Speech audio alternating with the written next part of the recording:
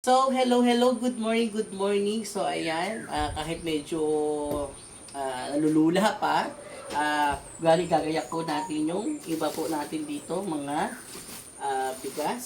Yan, meron po tayong dadalhan na bali, anim na pamilya po. Yan, dito malapit lang po sa amin. So, ayan, sana po ay makatulong po ito sa kanila na kung sa ganun ay 1, 2, 3, 4, 5, 6. Makatulong po sana sa kanila itong ating munting tulong para po sa kanila. Kaya guys, abangan po ninyo ang aming pupuntahan para po sa kanila.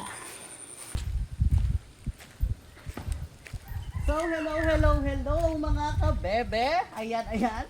Maglalakad muna po tayo dito sa isang medyo kabundukan dahil po kahit hindi po sila na ay report, naglalakad ako. Kita po ninyo, ang lakas po ng ulan kagabi. Kaya kahit po na ulan, ay ating pong pupuntahan ang kanilang bahay. Tara, samahan niyo ako. Walang maputik o maulan, basa mula sa puso ang iyong pagtulong. Kaya mga kaibigan, mga kabebe, ayan. Ang bigat ha. So ayan, kasi hindi po masyado makapasok po ang sasakyan dahil po na malakas po ang ulan kagabi.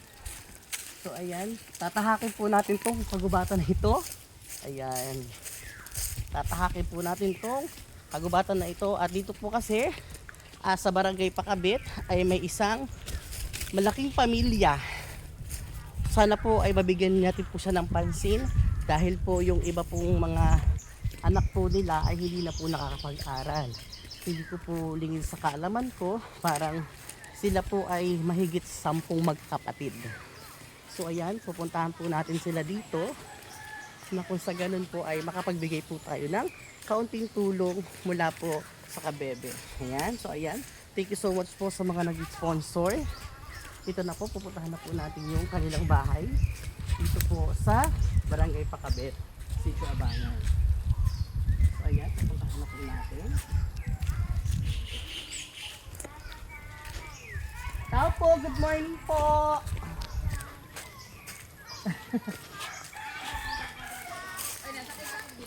Good morning. Good morning. Nasi mama nyo? So ayan, dito po tayo ngayon. Nari po yung isang magandang babae. Ayan. Kami po yung maghahatid ng kaunting tulong. Ayan. Bakit tayo itong magandang babae na ito atin ay... So ayan po. Papalo mga kabebi? Paano niyo yung mga kabebe? Ilang pamilya ba kayo dito? Ilang bahay? Ay, hello po. Hello. Ilan ba ilan? 3 bahay. Tapos? Tapos, 4 na may mga asawa. Okay. So ayan, ikaw na lang mag-distribute sa kanila ha. Bali ito ay isa. Ito yung kina mama nyo ha. Tapos 2, 3, 4, 5. Ilan ba? 4 na may mga asawa. Oh, dito yan, inilahat ko na. Ayan, kayo nang bahala. So, ayan mga kabebe, sana po ay mabigating pansin ang aking pong mga kabarangay po dito sa Barangay Pakabit. Naku, napakarami po nilang pamilya. Kaya guys, supportahan niyo po ang aking vlog, ang kabebe, and thank you and God bless. Papalo. Papalo ha, papalo, alam niyo yan.